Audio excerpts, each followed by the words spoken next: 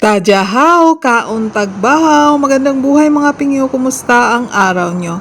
Hello guys! Kumusta kayo guys? Back to voice over tayo guys. So pumunta muna ako dito guys, naghinga-hinga muna ako para ma-recharge ako ba kunti. Tapos yan lang guys, 30 minutes lang ako nagpunta-punta dito sa ewan ko saan to.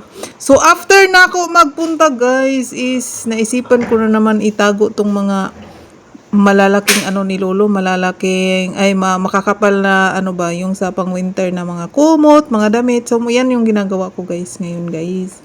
Nakahanap ako ng lagayan doon sa anong tawag dito, doon sa taas ba. Kinuha ko yung mga lumang damit doon, lumang lagayan. Yan nilagay ko diyan kasi para mabango siya pag usuotin ko na pag anuhin ko na naman pag anong tawag dito, pag winter time na. So di na ko need maglaba, hindi ko na kailangan maglaba guys. Kailangan ko lang isuot kay lolo diyan, di ba? Talino talaga ng yaya kasi wala man lagayan si lolo guys sa mga kasi syempre alam mo na mga lumang tao.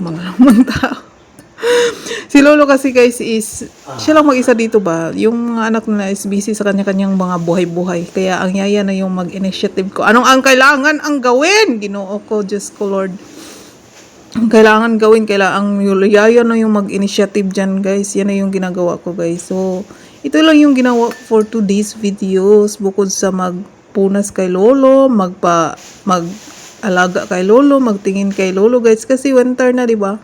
Ay summer na, so spring na ngayon, so pa summer na, so the weather is hotter and hotter, just like me. I'm so hotter. Ay, Ginoo. Unsa naman itong voice over or di naman ni mao. So, mas sanay ko mag voice over atong kuso kaya ang kuan ba malakas ang kanang kuan, malakas ang say tawag malakas ang kanang laps ba, nakalaps nga times 2 kay kuso ay kuan kayo, hinay kayo. Hinay kayo ay kusog kay akong mga istorya, pero karon wala ko may istorya guys. So wala akong amo din guys, no. Akong amo is nag-travel silang duha mag-asawa sa nag-adto sila, nag-island hopping sila. Sana all nag-island hopping, samantala ang yaya naguna-una unsay buhaton diri guys. So actually guys, kapoy kay magsige una nga unsay akong buhaton kay usahay guys, most of the time ang yaya guys nakatulali lang talaga sa nakatulali lang sa kanang unsay tawag nakatulali lang sa nakatulali lang sa kuan ba, nakatulali lang ko pero paminti lang ko tulali sa mukha ning nag-disover. Di naman mo koy maistorya ni guys. So mao na guys, akong lolo is mag-birthday na pud siya karong mga pila ka adlaw. So 92 years old na si lolo guys. Sinaot unta tagaan pa siya ni Lord og dagan taas pang kinabuhi guys, aron makapayud ko sa akong mga utang guys. Ginoo ko, kadagan ba maningil sa yaya oy. Pala utang man lagi ning yaya, di man gid makakuan puyo. Sa man gani guys, nga naman gid tay mga priorities sa kinabuhi. Priorities. So mao tara to guys. Uy, gikapoy naman ko og voice over guys. Sige lang kung tuwad ani na unsa naman taon ko.